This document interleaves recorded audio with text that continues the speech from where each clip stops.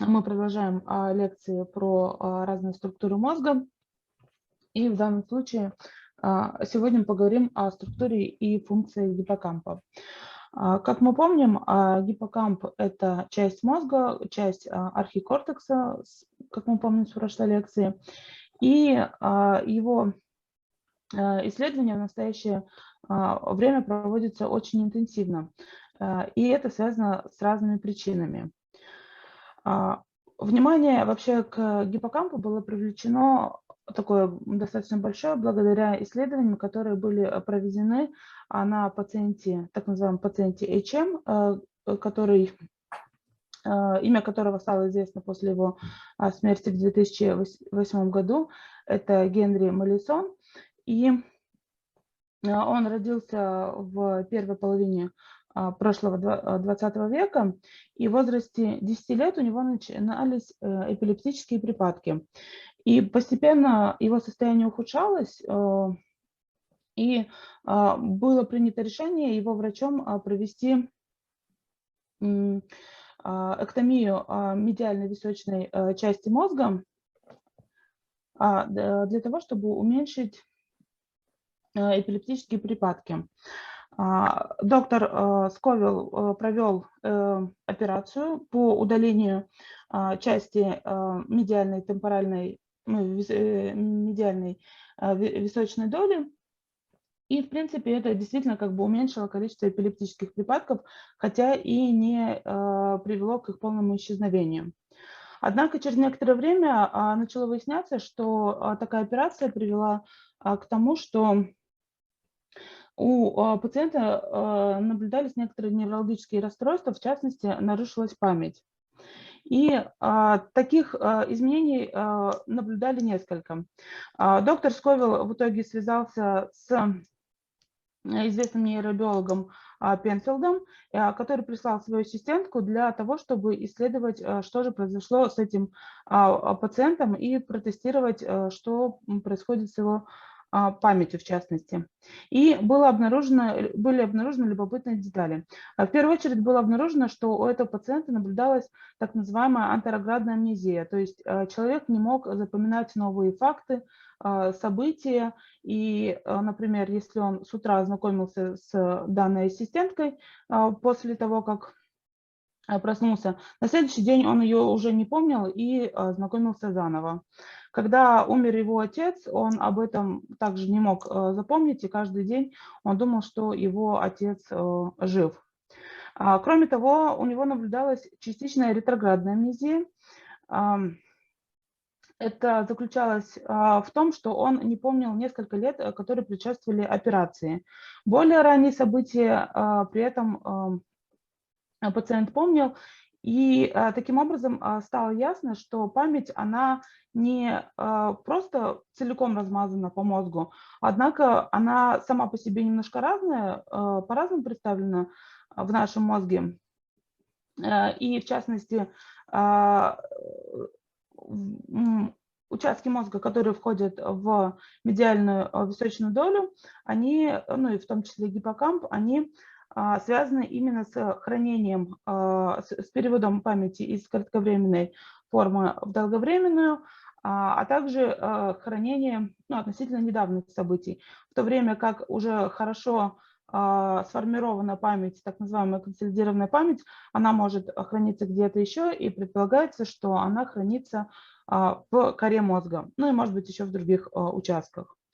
Кроме того, у данного пациента особенностью являлось то, что у него не наблюдалось прям каких-то сильных нарушений в интеллектуальных функциях, в восприятии. То есть отсюда был сделан вывод, что, например, гиппокамп, он не настолько критичен для именно развития, для формирования интеллектуальных навыков. Хотя стоит отметить, что возможно, это связано с тем, что они были, большая их часть была сформирована ранее. Также любопытно отметить то, что такая операция привела к тому, что формирование моторных навыков не нарушилось. Ассистентка Пенфилда проводила следующее тестирование, то есть она давала пациенту листочек, на котором было написано 2 звезды, одна как бы встроена в другую, и требовалось нарисовать 3-ю звезду между этими звездами. При этом лист бумаги сам по себе был не виден, и видно было только его изображение в зеркале. И это достаточно сложная процедура, если делать ее в первый раз. И, соответственно, тренировка такого теста, то есть пациент делает этот тест несколько дней, и через несколько дней было обнаружено, что он вполне себе хорошо справляется с данным тестом, и линии получаются достаточно ровные.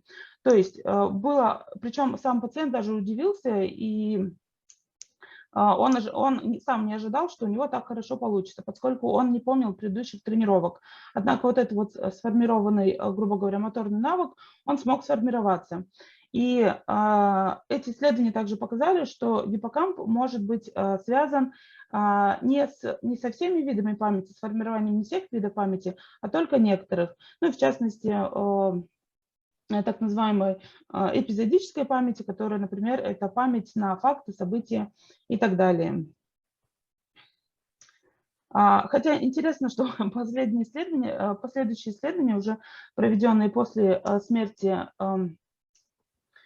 пациента, показали, что в целом именно сам гиппокамп был не настолько сильно разрушен, как ожидалось. То есть он был местами более-менее сохранен, хотя и поврежден. Однако были сильно повреждены области, которые были связаны непосредственно с гиппокампом, в частности, область, которая называется энтеринальной корой, который является основным источником входа и выхода сигнала из гиппокампа.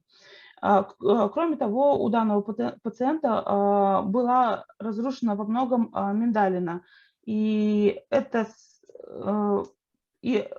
исследователи предполагают, что разрушение миндалины несколько нарушило эмоциональные свойства пациента, так как он был менее инициативным, таким в основном достаточно тихим по сравнению с тем, как он вел себя до операции. Хотя иногда у него и встречались вспышки ярости. То есть конкретно в данном случае именно сам гиппокамп был, хотя и поврежден, но не настолько сильным. Однако исследования на других пациентах, в которых, например, происходило более локальные изменения в гиппокампе, связанные, например, с инсультом или также с операциями, показали, что действительно гиппокамп вовлечен в формирование новой памяти. И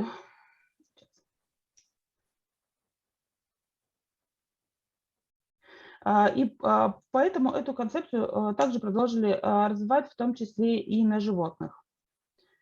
Давайте посмотрим, как выглядит гиппокамп у животных, в частности у мышей. Вот здесь вот можно видеть мозг, да, здесь у него обонятельные части, здесь мозжечок, и здесь можно видеть в трехмерном виде, как у него расположен гиппокамп. Поскольку он вывернут в трехмерном пространстве, то такая модель лучше позволит увидеть, собственно говоря, где он расположен. Он расположен как бы подвернут под неокортекс, под кору, и, соответственно, у него различают длинную и поперечную оси. Длинную ось, по крайней мере, у мыши выделяют так называемую дорсальную часть, вот она здесь расположена, которая, соответственно, располагается ближе к верхней части мозга, и вентральную часть, которая располагается снизу. И эта, соответственно, ось называется дорсовентральной. Однако у человека, из-за того, что анатомия несколько отличается, у него выделяют скорее передне-заднюю ось, причем передняя ось соответствует как бы вентральной части у мышей, у грызунов там, или у крыс, а, соответственно, задняя часть, она соответствует дорсальной части у грызунов. Если взять гиппокамп крысы и разрезать его поперек, то можно увидеть такую достаточно типичную картину. Она несколько, форма таких срезов гиппокампа несколько отличается в дорсальной и вентральной части, однако общая схема сохраняется. Но можно заметить, что в дорсальной части гиппокампа он более вытянутый, и здесь наблюдается такая структура, которая называется зубчатая фасция, которая действительно похожа на такой зуб, в то время как в вентральной части срез гиппокампа он имеет более круглую форму, и здесь зубчатая фасция уже такой, похожа на какой-то полукруг, нежели на зуб. Посмотрим повнимательнее на поперечную ось гиппокампа. У нее выделяют так называемую проксимальную часть, проксимальный конец, который начинается с ранее упомянутой зубчатой фасции, которая называется, ну, по-английски dentist gyrus. Затем переходит в область CA3. Такое сокращение CA произошло от слова корну аммонис и связано с тем, что, собственно говоря, гиппокамп по своей форме похож на рога, и, соответственно, вот это переводится как рога аммониса. Вот, соответственно, значит, если мы идем от проксимальной части, сначала идет зубчатая фасция, затем область CA3, затем выделяется небольшой кусочек, который называется область CA2, и который переходит в область CA1. При этом, например, если мы здесь посмотрим на CA1, то часть, которая примыкает к CA2, она является также проксимальной. Та часть, которая идет дальше, она называется дистальной. И дальше идет связи с оставшейся частью, с другой частью мозга, это в частности субикулум, энтеринальная кора.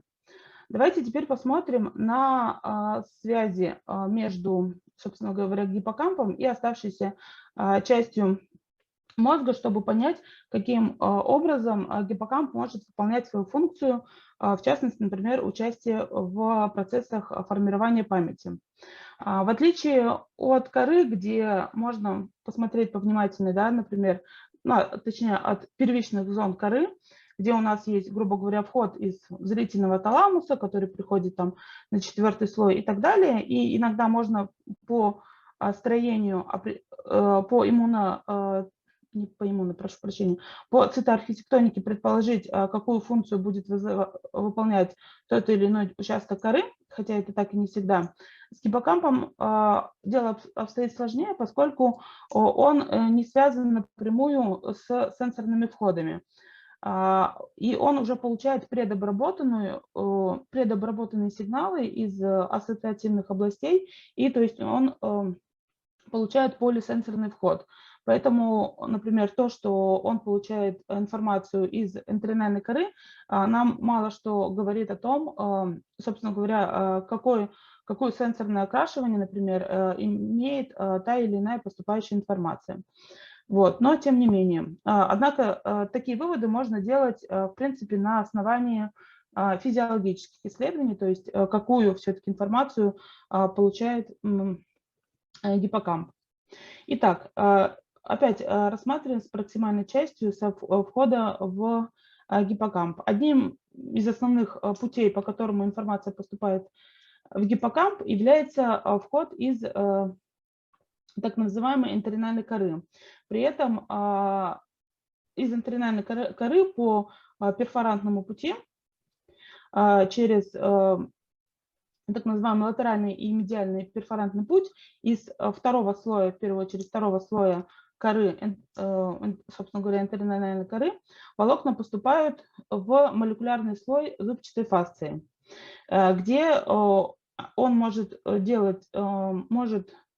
формировать синапсы на дендритах нейронов зубчатой фасции, в первую очередь это гранулярных клеток зубчатой фасции. И здесь происходит первое переключение. Затем нейроны зубчатой фасции, гранулярные клетки зубчатой фасции отправляют свои аксоны дальше в область C3. Этот путь называется мшистые волокна, MF, Mossy Fibers. И, соответственно, здесь происходит второе переключение. Далее нейроны области CA3 могут отправлять свои отростки наружу гиппокампа, формируя различные комиссуральные и ассоциативные связи, а также формировать так называемые коллатерали Шафера, то есть это коллатерали аксонов, которые движутся в сторону области, в сторону поля C1.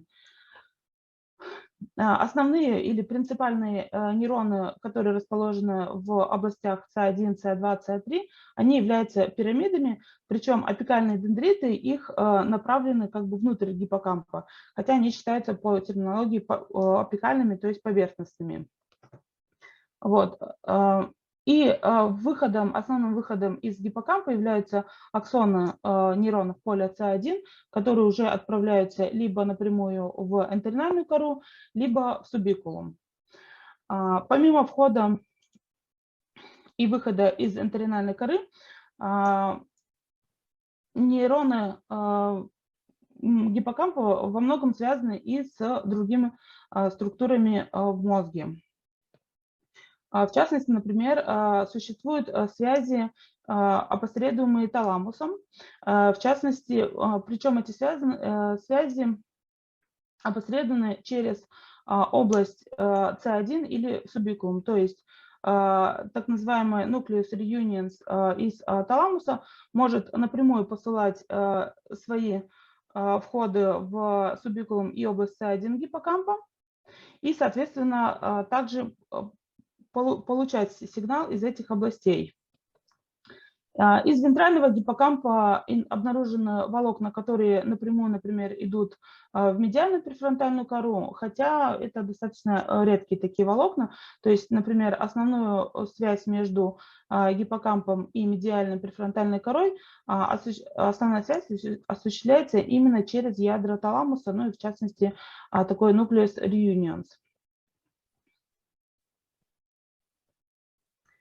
Помимо связи, получается, гиппокампа с энтеринальной корой, с корой через таламус, также идут мощные взаимосвязи у гиппокампа с миндалиной, которая, собственно говоря, расположена относительно недалеко, с септальными ядрами переднего мозга, с мамиллярными телами гипоталамуса и другими участками коры через различные переключения.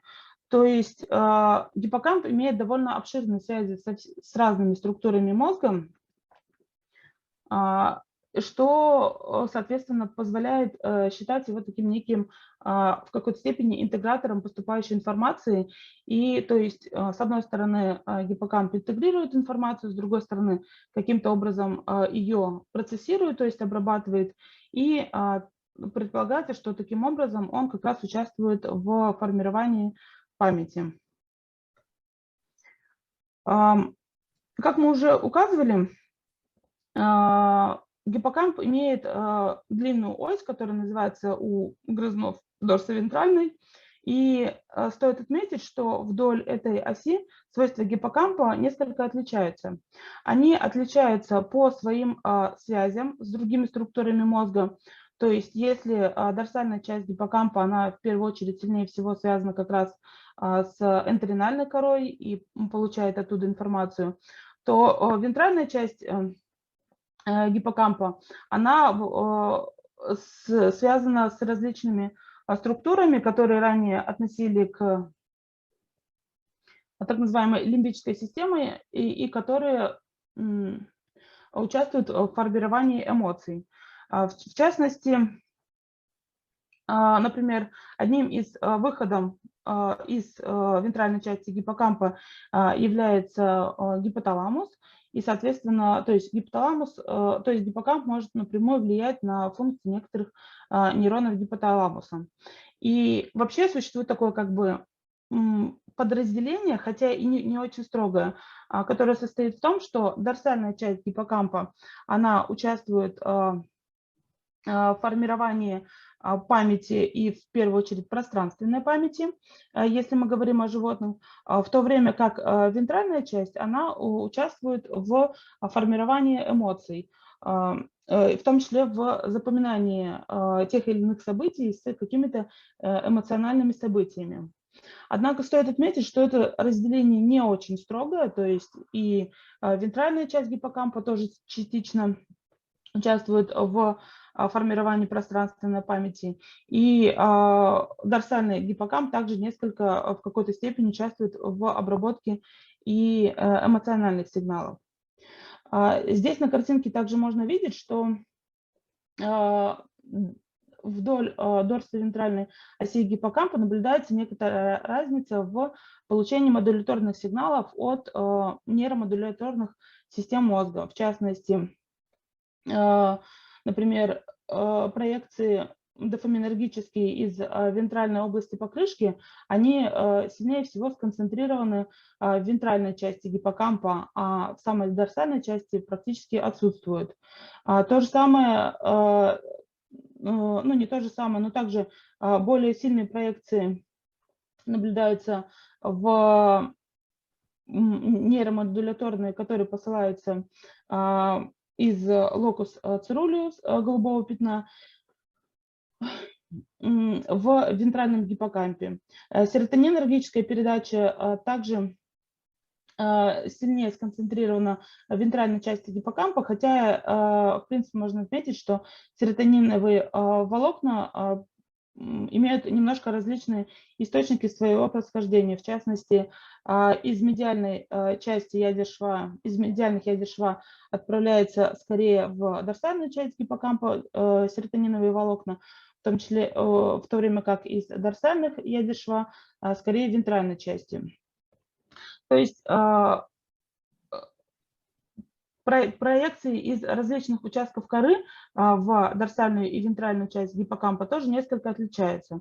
То есть, с одной стороны, хотя гиппокамп имеет такой общий план строения, тем не менее его связи, его модуляторные связи в том числе, они несколько отличаются, и это дает основание предполагать, что гиппокамп как бы выполняет, что гиппокамп является несколько таким составной частью мозга и не всегда работает только как единое целое. Хотя все равно стоит отметить, что дорсальный и вентральный гиппокамп, они и не функционируют как прям разные участки мозга. Так, дальше. Вы, наверное, слышали о том, что в гиппокампе расположены так называемые клетки места. В чем это выражается? Давайте посмотрим на YouTube такое видео. Здесь крыса, которая бегает в данном открытом поле, и у нее происходит запись активности некоторых клеток. В частности, здесь отмечено разными цветами, будет отмечено области, в которых активны те или иные клетки, ну, которые уже были выделены как клетки места. И можно заметить следующее, что когда животное располагается в определенных участках этого пространства, то в них часто активируются именно отдельные клетки, которые, то есть, например, вот в правом нижнем углу преимущественно активируется клетка, которая здесь обозначена клетка номер 1.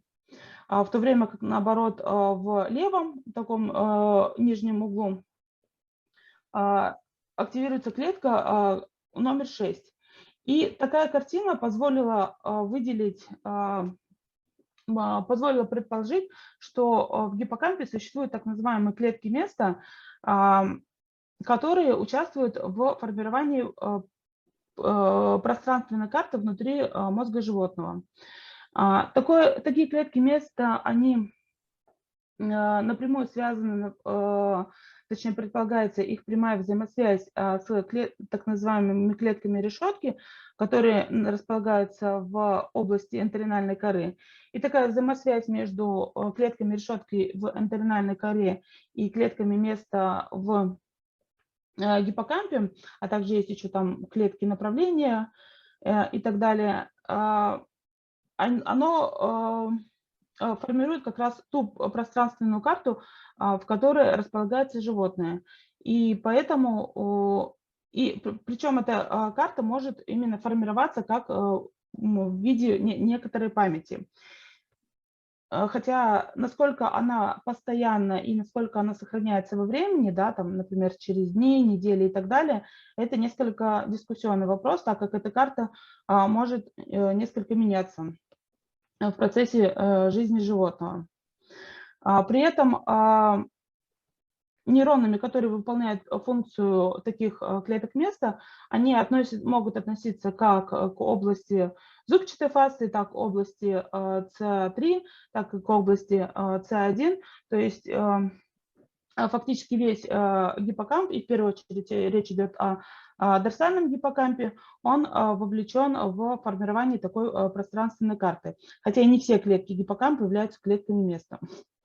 Вот. Еще, что касается как раз дорсовентральной оси, можно отметить, что вдоль дорсовентральной оси области пространства, которые кодируются клетками места, их размер изменяется.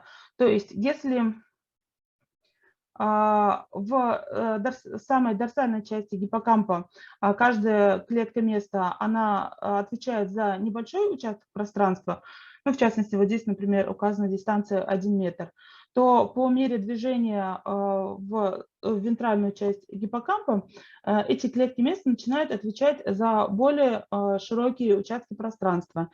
И, собственно говоря, в более вентральных частях гиппокампа каждая клетка места, она отвечает за больший участок, нежели те клетки, которые располагаются в дорсальной части. Вот, то есть и клетки места, они также взаимосвязаны с дорсовентральной осью гиппокампа. Такое участие гиппокампа в формировании пространственной карты и вообще в формировании взаимосвязи между какими-то, в первую очередь, визуальными стимулами в окружающем пространстве связано также с тем, что гиппокамп участвует, например, в формировании так называемой контекстуальной или обстановочной памяти.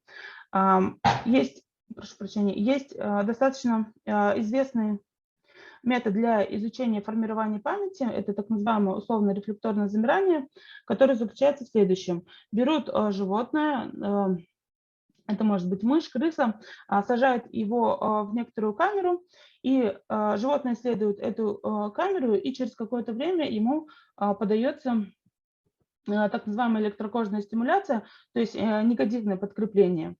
И когда животное, например, на следующий день сажают в ту же самую камеру, то животное помнит о том, что в этой обстановке ему было плохо, и оно начинает замирать. И вот процент замирания исследователи могут, собственно говоря, замерить. И оказалось, что если происходит блокада активности нейронов дорсального гиппокампа во время такого сочетания между обстановкой и предъявлением электрокожной стимуляции, например, с помощью мустимола, то это приводит к тому, что через сутки после такого сочетания эта память формируется плохо. То есть говорят о том, что контекстуальная память, память на контекст, она является гиппокамп-зависимой. Стоит отметить, что если сделать это в другой модификации этого теста, иногда делают сочетание звука также с электрокожной стимуляцией. И тогда такая реакция формируется не просто на обстановку, а на предъявление звука. И стоит отметить, что в данном случае, когда предъявляется звук, например, длительностью 30 секунд, и в последние 2 секунды идет предъявление электрокожной стимуляции, тогда формируемая память не нарушается при блокаде активности нейронов дорсального гиппокампа. Однако, если между предъявлением звукового стимула и предъявлением тока произошло какое-то время, в частности, например, между ними был промежуток там, в пределах 30 секунд, и такое сочетание производилось несколько раз, то это приводило к тому, что такая память вновь становилась чувствительной к блокаде активности нейронов дорсального гиппокампа. То есть, и это говорит о том, что гиппокамп, например, участвует не только в формировании ассоциаций между пространством и какими-то безусловными стимулами, но и в формировании связи между событиями, которые разнесены во времени. И некоторые исследователи даже там находят не только клетки места, например, в гиппокампе, но и так называемые клетки времени, хотя это менее изученная тема. Так. Дальше мы вернемся к внутренней структуре гиппокампа и рассмотрим ее поподробнее. Итак, на проксимальной части проксимодистальной оси поперечного гиппокампа расположена зубчатая фасция. Соответственно, она получает основной вход от нейронов энтеринальной коры, в первую очередь от нейронов второго, иногда третьего слоя коры, которые переключаются на гранулярных клетках гранулярного слоя зубчатой фасции.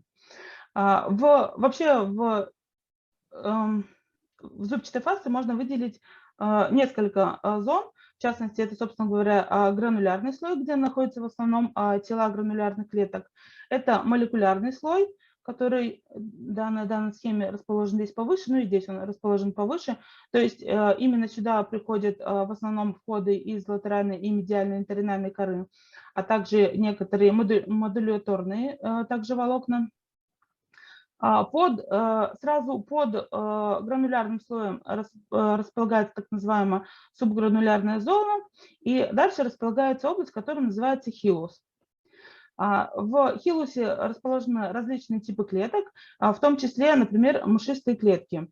Это довольно крупные и специфические клетки, и их особенность состоит в том, что они ветвятся, отправляют свои волокна как в молекулярный слой, так и, например, в другое полушарие.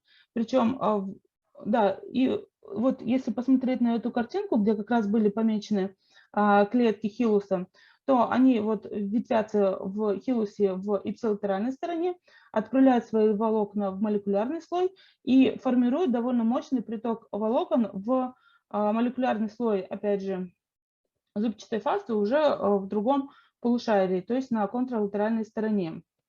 Таким образом, эти клетки, именно мшистые клетки, участвуют в формировании взаимосвязи между гиппокампами в разных полушариях. Также особенностью гиппокампа особенностью зубчатой фасции является то, что именно здесь больше всего представлен процесс, который называется нейрогенез, так называемый adult нейрогенез, neurogenesis или нейрогенез во взрослом мозге. Он хорошо показан на грызунах. По поводу человека иногда происходят дискуссии, насколько нейрогенез в гиппокампе происходит у человека. Но это такое довольно горячая тема для исследований. Клетки, которые, собственно говоря, предшественники нейронов, они называются radial glial-like cells, то есть это клетки, похожие на радиальную глию, они как раз локализованы в субгранулярном слое гиппокампа. При наступлении событий, когда они должны выйти из своего такого спящего режима, они превращаются в клетки типа 2 и начинают делиться также в субгранулярной зоне. Затем они превращаются в незрелые нейроны, которые уже вновь начинают давать отростки, которые двигаются в сторону молекулярного слоя, и, соответственно, затем они превращаются в зрелые гранулярные клетки, которые как бы встраиваются в уже сформированную сеть, которая присутствует в зубчатой фасции гиппокампа. Здесь видно, получается, как их можно обнаружить. В частности, их можно обнаружить с помощью введения так называемого промдеоксиуридина, который при делении клеток встраивается в ДНК, и таким образом с помощью антител затем можно пометить клетки, которые прошли этот этап деления клеток. Также есть маркер, например, Ki-67, который также может пометить клетки нейробласты, которые располагаются в субгранулярной слое, в субгранулярной зоне, ну и другие клетки. Какова функция нейрогенеза на самом деле, ну именно в гиппокампе, на самом деле достоверно сейчас не установлено. Ну, самое логично, можно было бы предположить, что вот образуются новые нейроны, образуется новая память, и, соответственно, вот новые нейроны являются такими носителями новой памяти в каком-то виде. Однако есть исследования, которые как подтверждают эту точку зрения, так и опровергают. Есть исследования, которые показывают, что образование новых нейронов иногда требуется не для формирования новой памяти, а скорее для угошения этой памяти. И, то есть, окончательно функция вот этой вот нейрогенеза, она не установлена, поскольку, в принципе, само по себе нарушение нейрогенеза прям критичного не приводит прям к какому-то критичному нарушению памяти, хотя, возможно, в каких-то локальных краевых ситуациях он и играет свою роль.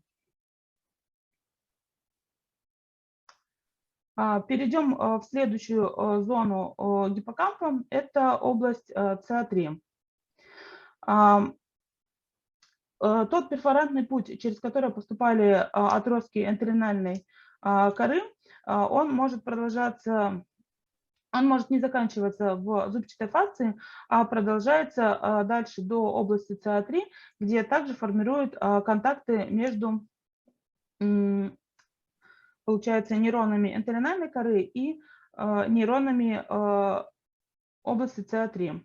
Кроме того, сюда приходят так называемые мшистые волокна от гранулярных клеток зубчатой фасции.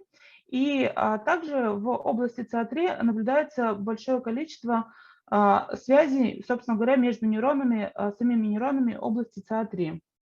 Если посмотреть на картину такого пирамидального нейрона, то можно видеть, что волокна приходят несколько в таких в разные участки. То есть в самой области ЦА3 можно выделить также слой, собственно говоря, тел клеток, и поскольку здесь нейроны являются пирамидными, то этот слой называется пирамидным. Слой области ЦА3, который располагается вот здесь вот в наружной части гиппокампа, он называется стратум ориенс, и сюда как раз в том числе приходят различные коммиссуральные и ассоциативные волокна. Дальше для ЦА3 характерно наличие такого слоя, который называется стратум люцидум, и в этот слой в основном приходят волокна, как раз мшистые волокна от гранулярных клеток зубчатой фасции. Дальше происходит большое количество разветвлений апикальных дендритов, и здесь как раз происходит взаимосвязь между встречи между различными нейронами, происходит формирование синаптических контактов между различными нейронами, собственно говоря, области самой ЦА3. Ну, а также приходят некоторые тоже коммиссуральные и ассоциативные волокна. Волокна, которые идут из энтеринальной коры по перфорантному пути и которые достигают также области ЦА3, они располагаются в слое, который называется стратум лакунозум молекуляри. И причем сюда приходят волокна в первую очередь не из нейронов второго, а скорее из нейронов третьего слоя энтеринальной коры. Хотя там всегда происходит некоторая смесь. Вот. И здесь на схеме можно видеть, то есть организацию сети области СА3. То есть нейроны получают несколько параллельных входов из различных отделов окружающего пространства, то есть от энтеринальной коры напрямую через перфорантный путь или через переключение через мшистые волокна, такой полуобработанный сигнал. Кроме того, как и в других областях гиппокампа, в области СА3 идет большое количество взаимодействий с интернейронами. Я об этом не говорила, ну, в зубчатой фасции они также есть. И, соответственно, в других областях гиппокампа также расположено большое количество самых разнообразных интернейронов, которые могут как тормозить активность пирамидных, например, клеток, так и ее растормаживать, влияя на другие тормозные нейроны. И, соответственно, путем взаимодействия нейронов, пирамидных нейронов внутри этой зоны могут формироваться такие как бы петли, и сигнал может какое-то время персистировать в этом участке. Затем из области СА3 аксоны выходят, собственно говоря, в направлении либо комиссур, либо дают коллатерали, которые называются коллатераль Шафера, и они направляются в область СА1 и являются, да, и отправляются в область СА1, передавая как бы сигнал по цепочке вдоль проксимо-дистальной оси гиппокампа. Ну, буквально пару слов скажу об области СА2. Ее вообще не всегда выделяли, потому что на цитоархитектонике нейроны не всегда хорошо отличаются от нейронов либо там области СА3, либо СА1. Однако генетические исследования с использованием маркером показали, что действительно эта область, она существует как некоторая область с нейронами, которые имеют определенную отличную функцию и взаимосвязи от областей СА3 и СА1, и в частности были обнаружены маркеры, с помощью которых можно пометить, во-первых, нейроны области СА1, вот, и во-вторых, они, например, имеют какие-то свои собственные взаимосвязи, в том числе с другими участками мозга, в частности, например, супрамаммиллярное тело отправляет свои отростки как в область СА2, так и в зубчатую фасцию, но не в СА3 и в СА1, что было сделано с помощью вирусных трейсеров. Таким образом были помечены эти связи. Ну, функция области СА2 пока не установлена, хотя есть, например, работы, которые связывают активность нейрона СА2 с социальными взаимодействиями между животными. И переходим к области, которая является основным выходным участком из области, из гиппокампа, это область СА1. Она получает вход, как было сказано ранее, от нейронов, пирамидных нейронов области СА3 по так называемым коллатералям Шафера. Кроме того, также, как и в СА3, сюда могут приходить напрямую волокна из энтеринальной коры, и они заканчиваются в стратум лакунозум молекуляре.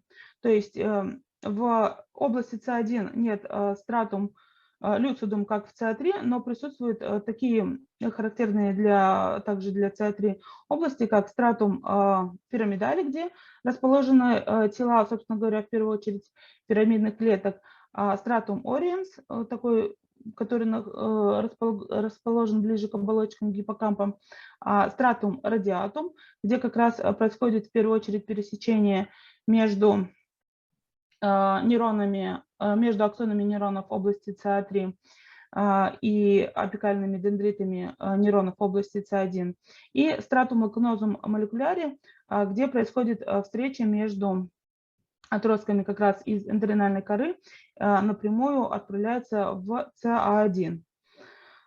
Тут стоит отметить, что ЦА3 отправляет свои коллатерали не только в стратум радиатум, но и в стратум ориенс.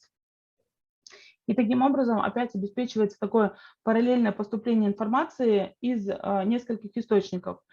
И такая структура позволила некоторым ученым назвать гиппокамп компаратором, то есть областью, которая сравнивает поступающие сигналы, то есть, возможно, она сравнивает то, насколько поступающие сигналы являются новыми или старыми. Так. И насколько они являются вообще важными для данного животного. Например, являются ли они каким-то образом эмоционально окрашенными или еще связанными с какими-то событиями. И такое, то есть параллельное поступление сигналов как раз и может обеспечивать функцию, которая присуща гиппокампу. Кроме того, именно гиппокамп является той структурой, для которой было хорошо изучено такое явление, как синаптическая пластичность. Синаптическая пластичность – это, собственно говоря, изменение эффективности синаптической передачи. Да, то есть у нас есть аксон, на который приходит потенциал действия, он выбрасывает какие-то медиаторы, и этот медиатор поступает на постсинаптическую мембрану, и происходит открытие некоторых каналов в постсинаптической клетке. Изменяется потенциал, и это может привести к тому, что следующая клетка также перейдет в возбужденное состояние, и сигнал пройдет дальше по цепочке. Впервые явление, например, усиления сигнала, которое называется долговременной потенциацией, было показано для перфорантного пути, который идет как раз из энтеринальной коры в зубчатую фасцию, и было зафиксировано, что если подавать определенным образом титанические стимуляции, это приведет к тому, что амплитуда ответа спайка, который будет вызван в нейронах зубчатой фасции, она постепенно будет увеличиваться. При этом такое увеличение, оно затем держится достаточно длительное время. То есть оно может держаться минуты, часы и так далее. То есть иногда даже дни. И такое свойство, ну, собственно говоря, такое явление с тех пор очень сильно исследовалось, и предполагается, ну, или некоторыми считается доказанным, но это тоже бывает дискуссия, но в целом как бы много ученых согласны с тем, что в основе формирования таких памятных сигналов лежит как раз изменение эффективности синаптической передачи, и именно такие долговременные изменения, которые могут длиться там, днями, часами и так далее. То есть синапсы являются одним из тех мест, которые являются наиболее пластичными и подверженными изменениями. И изменения в отдельных синапсах могут приводить к некой реорганизации целой сети, и, соответственно, это можно считать некой такой энграммой. Вот. Хотя есть точка зрения, что энграммами являются, там, например, конкретные нейроны или изменения, например, не в синапсах, а в ядре. Да, это называется эпигенетические изменения. Вот. Но можно предположить, что, возможно, истина где-то находится посередине, то есть происходит изменение как в синапсах, так и в ядре. И, наверное, одной из таких самых сложных задач является понять, как они взаимодействуют между собой. То есть как изменения в синапсах взаимодействуют с изменениями, например, в ядре клеток и изменения их режима функционирования. Несмотря на то, что впервые такая долговременная потенциация была открыта как раз в зубчатой фасции, однако по-настоящему своего расцвета исследования долговременной потенциации получили при исследовании в области ЦА1, когда когда происходит стимуляция коллатерали шафера и регистрация либо в стратум радиатум поля С1, где располагаются апикальные дендриты нейронов С1, либо иногда в пирамидальном слое нейронов поля С1. При этом изучение такой связи может происходить как экстраклеточно, в том числе инвиво, когда эти электроды могут вводиться животным внутрь мозга, и затем у целого животного можно вызвать изменение эффективности синаптической передачи, так и инвитро на срезах. На срезах также можно это делать экстраклеточно, либо можно внутриклеточно записывать, например, активность нейронов, пирамидных нейронов поля С1. И смотреть, как различные, например, протоколы стимуляции влияют на передачу сигнала между аксонами нейронов С1 и дендритами нейронов, аксонами нейронов С3 и дендритами нейронов поля С1. Причем, хотя некоторые там считают, что это какой-то некий артефакт, однако он во многом, однако формирование долговременной потенциации является очень чувствительным к разным вещам, к которым также чувствительна память. Например, наблюдается разница в эффективности формирования долговременной потенциации, например, в разных отделах гиппокампа. То есть в дорсальном гиппокампе потенциация формируется лучше, чем в вентральном гиппокампе, но при этом это связывают, например, с активностью тормозных нейронов, которые в вентральном гиппокампе, они сильнее ингибируют вот это вот формирование связи, нежели в дорсальном гиппокампе. Кроме того, несмотря на то, что с точки зрения электрофизиологии, например, потенциация может выглядеть например, у животных разного возраста внешне одинаковой, исследования показывают, что такая потенциация может быть в своей основе, именно на молекулярном уровне, она может отличаться и основываться на различных внутриклеточных сигнальных механизмах. Ну вот здесь в частности показано, что у молодых животных, так, тут, по-моему, речь шла о мышах, если я не ошибаюсь, хотя, может быть, на крысах, я не помню. Но, например, у молодых животных такая память, она является в первую очередь НМДА-зависимой, то есть она зависит от входа кальция через НМДА-рецепторы. Когда производится высокочастотная стимуляция, соответственно, открывается НМДА-каналы, и поступающий кальций запускает цепочку внутриклеточных сигналов, которые приводят к изменению эффективности синаптической передачи. При этом вход через, например, потенциал чувствительные кальциевые каналы именно в данном случае не играет большой роли. В то время как у более старых животных уже начинает играть роль не только вход при формировании потенциации, играет вход не только через НМДА-рецепторы, но и через потенциал чувствительные кальциевые каналы. То есть сам механизм потенциации, он претерпевает изменения в течение жизни, он может в разные временные промежутки жизни зависеть от разных молекулярных механизмов, и, собственно говоря, то же самое происходит с памятью, что память у нас в течение жизни несколько меняется. Вот. И, соответственно, вот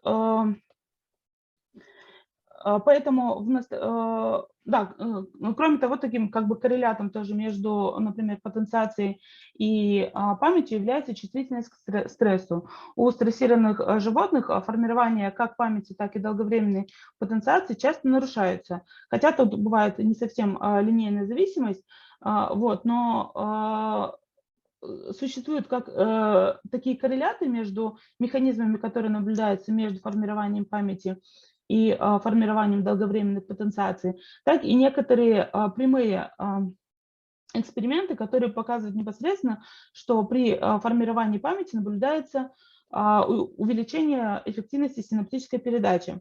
Хотя это эксперименты крайне сложные, и они скорее больше характерны для исследований, например, на беспозвоночных, поскольку у позвоночных из-за того, что синапсов очень-очень много, и найти конкретные синапсы, да, в которых будет происходить изменение эффективности синаптической передачи при формировании той или иной памяти, это сделать довольно затруднительно. Хотя, например, были исследования, в частности, например, которые проводились в миндалине, где, например, показано, что сочетание звука, предавление звука и предавление электрокожной стимуляции постепенно приводило к увеличению эффективности синаптической передачи на одном из входов внутри миндалины. То есть существуют как косвенные, так и более прямые доказательства того, что в основе формирования памяти лежит как раз изменение эффективности синаптической передачи. При этом такие изменения могут как увеличивать синаптическую передачу, и тогда это называется долговременная потенциация, так и уменьшать, и тогда это называется долговременная депрессия. При этом и тот, и другой механизм может как раз участвовать в формировании предполагаемого памятного сигнала. Таким образом, можно сказать, что гиппокамп является таким любимым объектом исследования, скажем так, для нейробиологов, в том числе потому, что он позволяет изучать как механизмы формирования памяти, механизмы, связанные с пространственной навигацией животных, в том числе идентифицировать какие-то нейроны, которые, например, активны в той или иной точке пространства.